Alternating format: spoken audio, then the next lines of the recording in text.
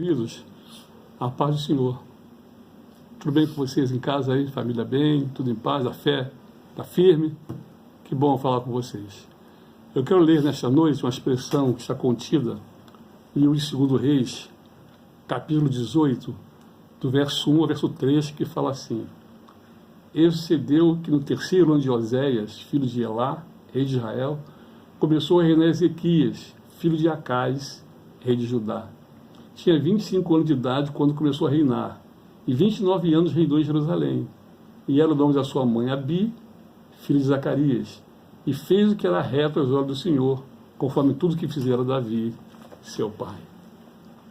Interessante de que a vida de Ezequias é muito explorada na nossa igreja, de modo geral, entre os pregadores, porque foi um referencial a ser seguido.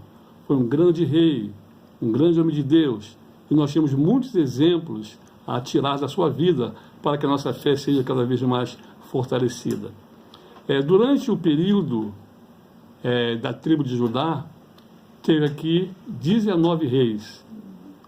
E desses 19 reis, apenas 6 reis fizeram o que era bom perante o Senhor. Os demais foram ímpios, idólatras, sanguinários, e entristeceram o nome do Senhor.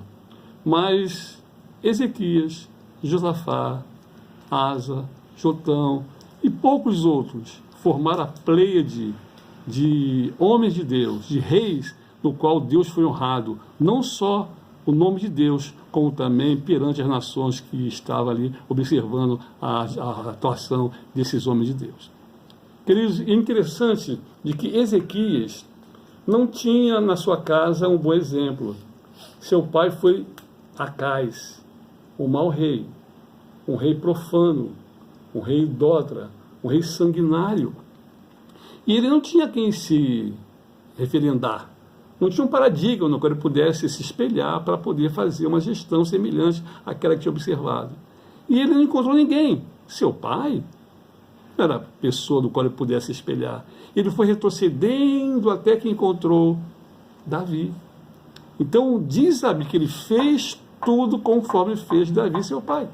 Então, Davi foi o seu referencial, foi o espelho no qual ele se olhou para poder seguir as pisadas, seguir aquilo que realmente esse homem de Deus fez.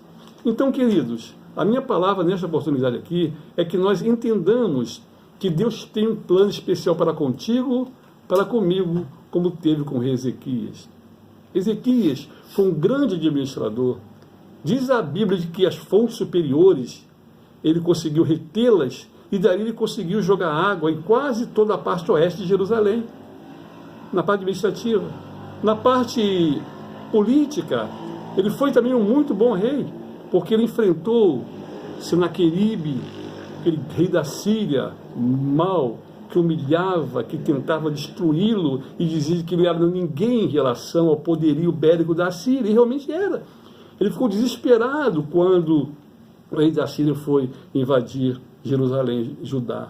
E ele tentou negociar, mandou o chanceler, mandou homens líderes para negociar com o Senaqueribe, e ele ficou implacável, não quis saber, colocou um tributo muito forte, ele pediu 300 peças de prata, mais 30 peças de ouro. Chegou a um ponto de que Ezequias foi juntando aqui, não conseguiu ter isso que ele fez, entrou no templo, raspou as portas, os portais do templo, para poder ser aquele pó de ouro, juntar ouro para cumprir aquilo que exigiu o Senaqueribe. E por mais que ele tentasse raspar, não conseguia chegar ao tributo previsto por Senaqueribe. E Senaqueribe disse que ia matá-lo, destruí-lo, ia invadir Judá. Sabe o que ele fez? Orou ao Senhor, chorou, disse: Senhor, não aguentamos mais, estamos em desespero. Orou através de Isaías, orou através do tempo dos seus homens, do seu staff, e orando disse: Senhor, nós estamos tendo filhos, estamos tendo parto, mas não temos força de os ter. Veja bem a angústia desse homem, sentindo a proximidade do exército poderoso para destruí-los, para levá-los cativo, como levou cativo Israel, através de seu Manezer, o rei que antecedeu Senaqueribe. Interessante, irmãos, de que ele foi buscar o Senhor, e diz a Bíblia que o Senhor ouviu a sua oração, ouviu o seu clamor, E Deus libertou. De que maneira? Um anjo durante a noite invadiu o arraial dos assírios e matou 185 mil soldados, sem sequer uma espada ter entrado em ação. Por quê? Porque Deus abençoava o homem chamado Ezequias.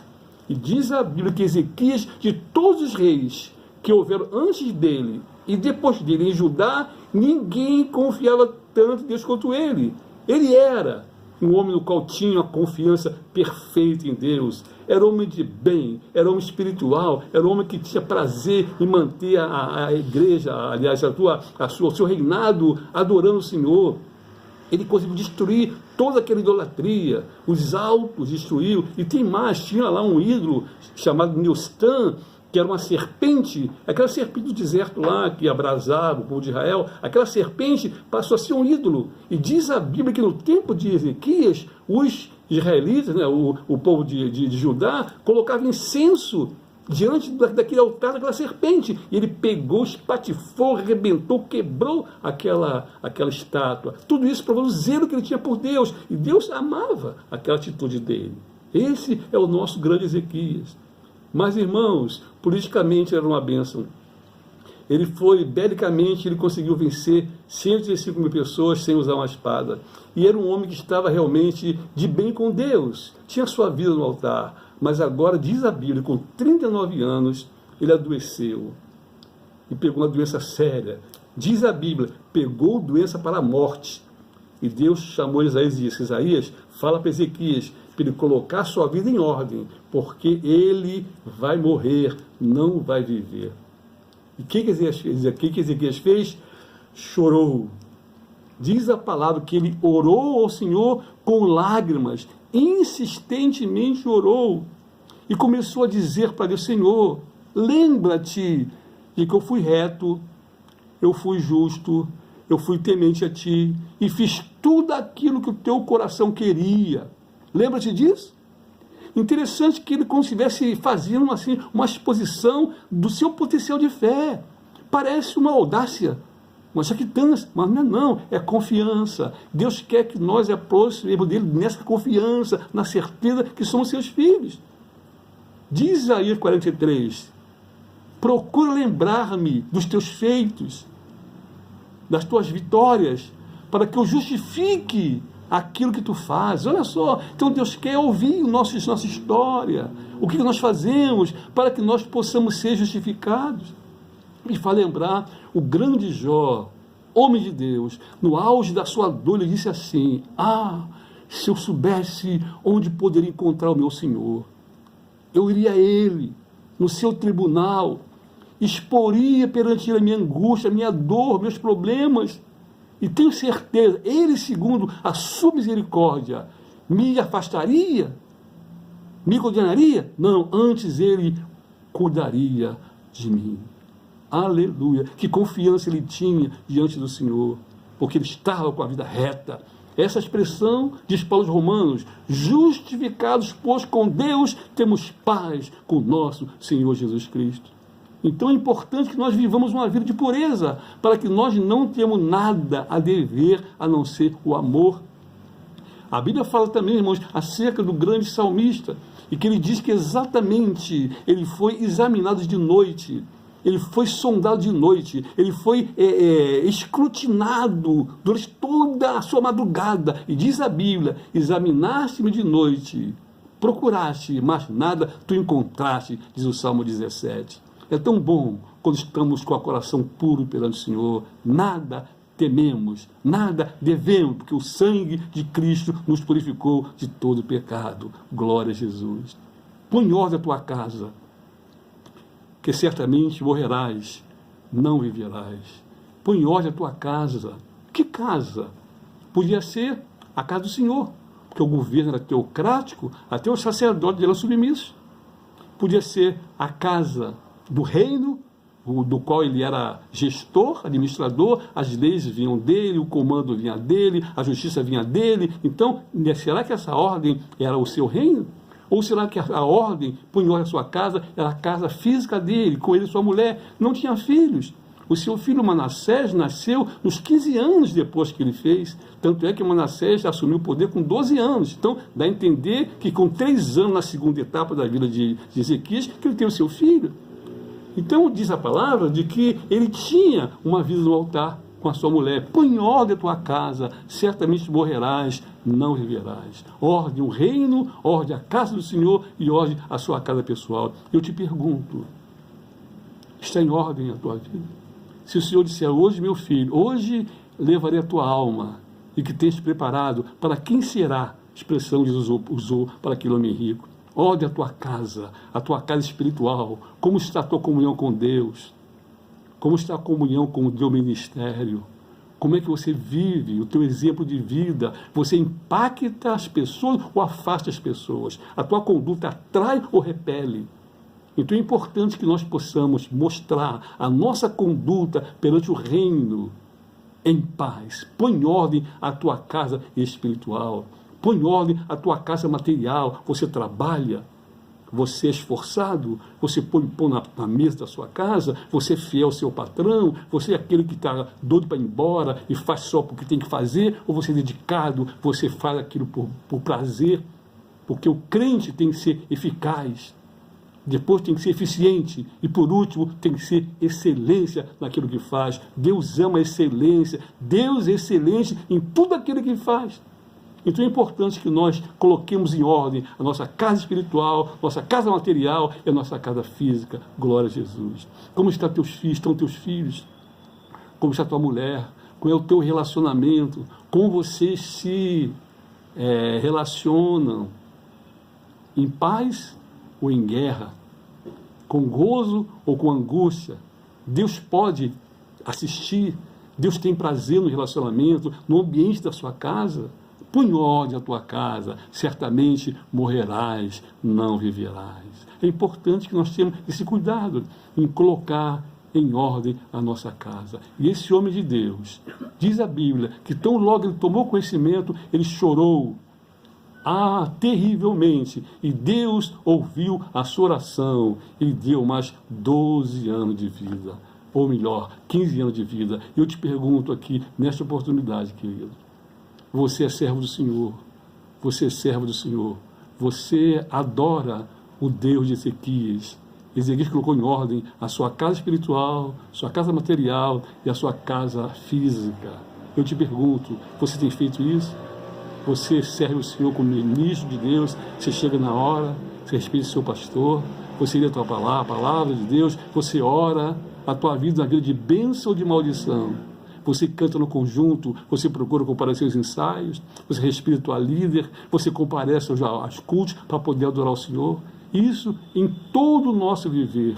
Então Deus quer que nós coloquemos em ordem a nossa casa para que possamos ter a bênção de Deus sobre nós, como teve Ezequias. Teve mais 15 anos de vida. Por quê? Porque ele foi obediente ao Senhor e confiava na sua pessoa. Então, nesta oportunidade, querido, eu te peço, em nome de Jesus, faça como Ezequias.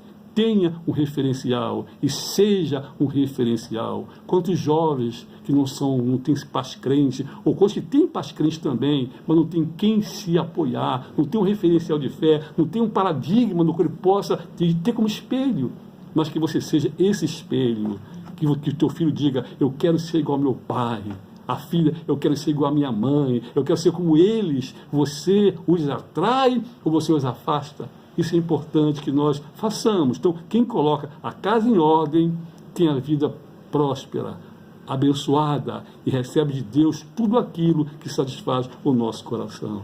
Portanto, amigos, irmãos e irmãs, que nesta noite o Senhor possa mostrar-se cada vez mais benigno, misericordioso e generoso para contigo. A palavra de Deus fala que Isaías foi e colocou uma pasta de figo sobre aquele ferimento, e diz a Bíblia de que ele foi curado daquele mal. Então há a parte nossa a fazer, Deus faz a dele. Deus curou Isaías, mas usou a parte de figo para que ele pudesse ser abençoado. É assim que eu digo, faça a tua parte, não espere de Deus. Deus não abençoa o preguiçoso, Deus não abençoa o desobediente, Deus não abençoa o rebelde.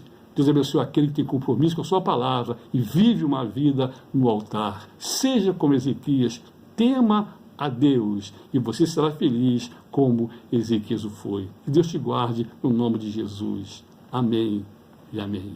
Uma palavra de oração. Nós te louvamos, ó Deus, pelo privilégio que temos de pregar a tua palavra, Senhor. E falamos sobre Ezequias, este rei no qual tu, ó Deus, tiveste muito prazer no seu viver, na sua conduta. Que nós possamos, ó Deus, também seguir seus passos, confiando em ti, para que em tudo possamos ser exemplo. E que nós coloquemos em ordem a nossa casa, ó Senhor, para que nós possamos ter aprovação, como o teu salmista no Salmo 17. Provaste-me, examinaste-me e nada tu encontraste. Que nós possamos, perante ti, estar com as mãos limpas, para que nós possamos ter a tua bênção sobre o nosso viver. Nós choramos agradecidos em Cristo Jesus. Amém. Amém. A paz do Senhor para todos e uma boa noite na paz do Senhor Jesus.